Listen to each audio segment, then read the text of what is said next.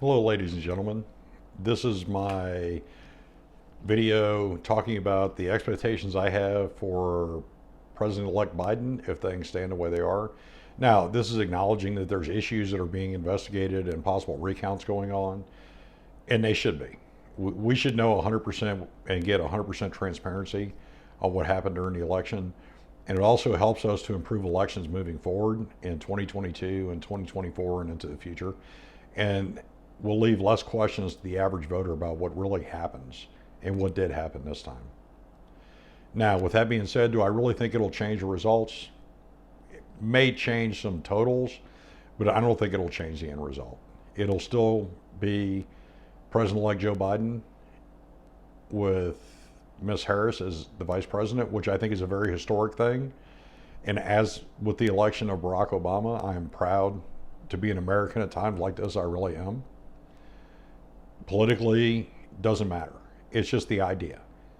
The first woman vice president. I think it's great. I really, really do.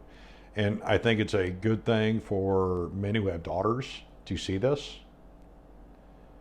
to know that the glass ceiling can be non-existent or can be shattered by the right person. I'm 100% okay with that part. I think it's great.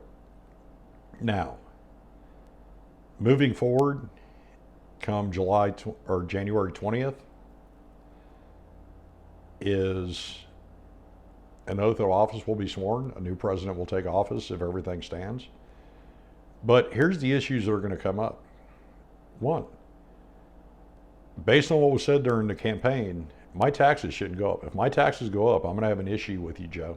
I'm just telling you. We're going to have huge issues because you swore up and down that the middle class taxes wouldn't go up. And I am definitely not part of the 1%, and I don't earn $100,000 a year by any means. So my taxes should stay the same or actually get less from what you said. Because you're going to go after corporations and you're going to go after the 1%. So there's my expectation. And your feet will get held to the fire if my taxes do go up, because we're really curious about how you work that math out. COVID, I fully expect, based on what we're saying during the campaign, by February 20th, COVID should be gone. It'll be under control. There'll be an inoculation for it, and it'll be like the flu, and everything will go back to normal, right, Joe? Because that's what you said. You said you can handle it. So be expecting me to say something about that come February 21st if it's not fixed. The economy, you said you can bring the economy up. The only part I'm going to bring into this is President Barack Obama said there was no way President Trump was going to be able to increase the economy the way he did. And yet he did, up until COVID. So I really want to see you improve the economy to at least that level. Get unemployment back down to 3% or less, because President Trump was able to do that, and you said you could do better. So I'm expecting an unemployment rate of 2.5% or less. And if you can't do that, yep, I'm going to hold your feet to the fire. I'm going to make videos and hold you accountable for it, just like I would for anybody else who got elected president. Criminal justice reform, as a former corrections officer and somebody who was involved in the juvenile justice system as an offender, I really expect meaningful criminal justice reform. The first president in my lifetime that brought up the need for more mental health care and drug rehabilitation was President Trump. I fully expect you to actually come up with effective and comprehensive criminal justice reform. And that's going to include federal funds for mental health and drug rehabilitation throughout all 50 states and our territories. That's my expectation. You will figure out how to come up with the money to increase funding for mental health and drug rehabilitation. That is the only true way to have criminal justice reform. If at least a third of offenders that are in prison now could benefit and actually lead fulfilling lives as taxpayers, if they're given true mental health and drug rehabilitation treatment, then you should want to do that. And I'm going to hold you accountable for that. And I will make videos about that at least weekly, just so you know. until I see a difference. Immigration reform. You don't want to see a wall? I filled out immigration paperwork for my ex-wife. I've gone through the process. I understand how complicated the process is to do it the right way. And it is complicated for a native English speaker who actually is fairly intelligent. So the average immigrant not being able to do it themselves, I understand. There's also the expense. So what are we going to do about this? 12 million undocumented, illegal, whatever you want to call them, I don't care. I have nothing against them.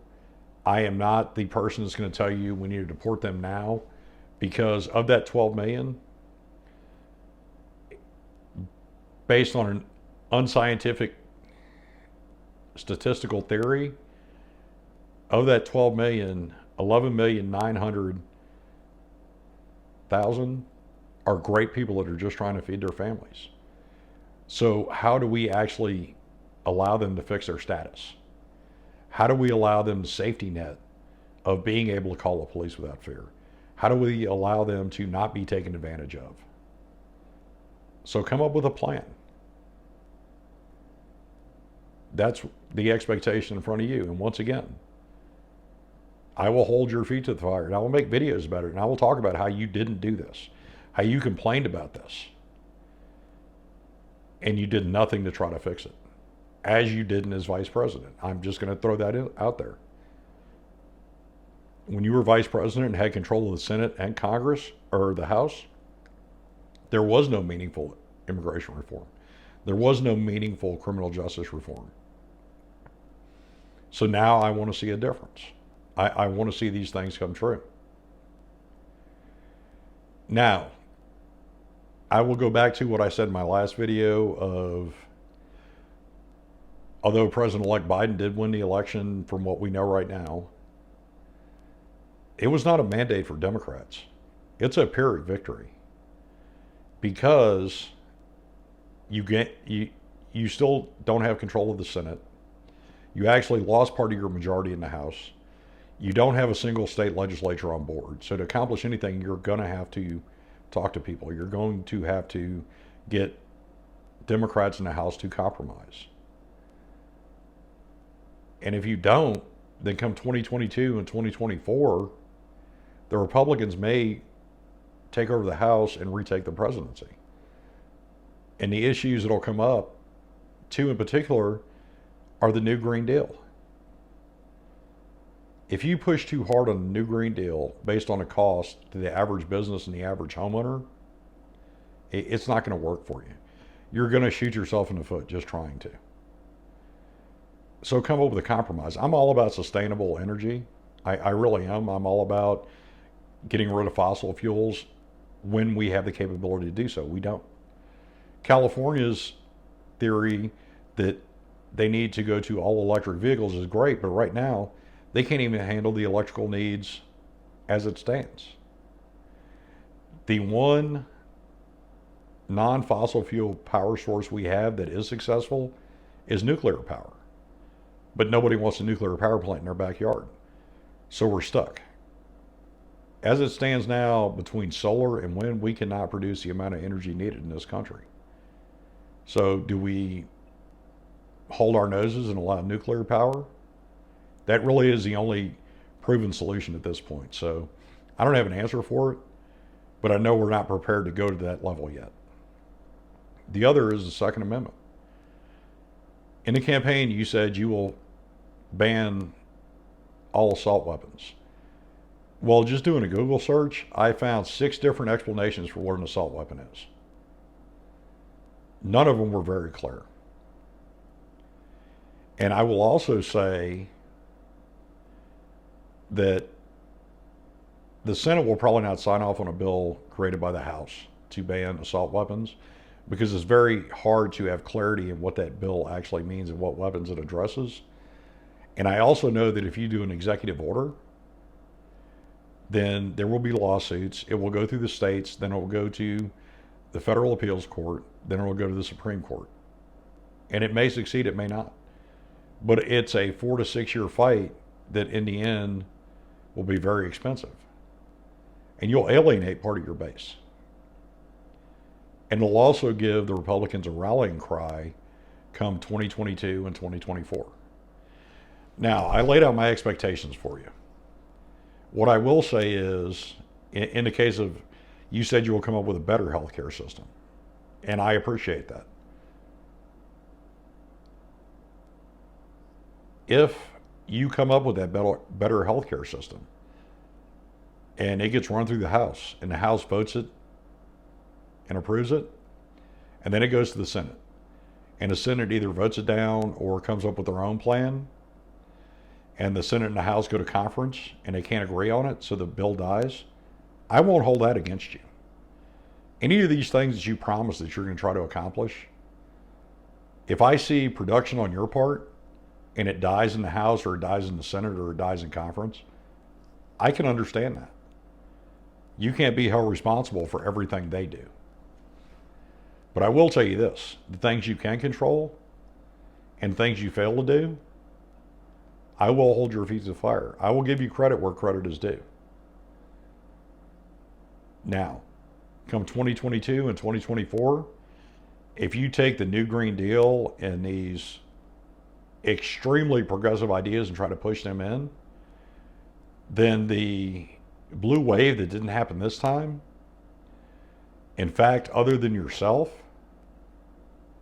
the House lost seats. The Republicans still control the Senate. If you push too many progressive ideas too hard, then in 2022, I forecast that the Republicans will take the House and they will maintain the Senate. And in 2024, it may be a President Trump that gets reelected because you've pushed too hard on progressive ideals. Because that is not what the majority of the American people want. As a resident of Missouri, I will tell you right now, that's not what Missouri wants. And even places like Nevada and Arizona where you won, they will be very hesitant to do something that will cause them to pay more taxes and to cause an increase in cost of a vehicle or their monthly electric bill. Just keep these things in mind. Now, with that being said, congratulations, President-elect Biden and Ms. Harris. I do congratulate you on winning. But you've got a long, hard haul for the next 4 years, and we'll see where it goes. Now, with that being said, if you like what I have to say, subscribe, like, and share with your friends. That's the best thing you can do to help me out. If you dislike it, hit dislike, and tell me in the comments what you dislike, and we'll have a civil discussion about it, because you may be able to change my mind. But then again, I may be able to change yours. I also have my Patreon in the description. Like I said in the last video, I now know the route I want to go with the background and displays and editing software and things like that. So any help you want to give me in Patreon would be greatly appreciated. If you can't, I understand completely. Just keep subscribe, like, and share with your friends. That'll do me just as much, if not more good, than anything through Patreon. Hey folks, thanks. Have a good evening. I'll talk to you guys later.